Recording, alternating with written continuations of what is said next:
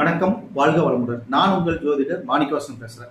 இன்னைக்கு பேசக்கூடிய தலைப்பு என்னன்னு பார்த்தோம்னா, பரிகாரங்கள் செய்யும் ஜாதக அமைப்பு அப்படிங்கிற தலைப்புல தான் பேச போறோம். இப்ப பார்த்தோம்னா, ஜாதகத்துல தோஷங்கள் இருக்கு, கஷ்டங்கள் அதிகமா வருது. ஓகேங்களா? காரிய தடைகள் அதிகமா இருக்கு. ஓகேங்களா? யாருக்கு அந்த பரிகாரங்கள் செய்தா நன்மை பெறக்கூடிய அமைப்பு இருக்கும் அப்படின்னு நம்ம ஜென்ரலா பார்க்க போறோம். பார்த்தோம்னா, லக்னத்தை குரு பார்க்கறது, லக்னத்துல குரு இருக்கிறது. ஓகேங்களா? அப்புறம் ரெண்டாவது பார்த்தோம்னா அந்த தோஷம் பெற்ற கிரகங்களை குரு பார்க்கறது. ஓகேங்களா?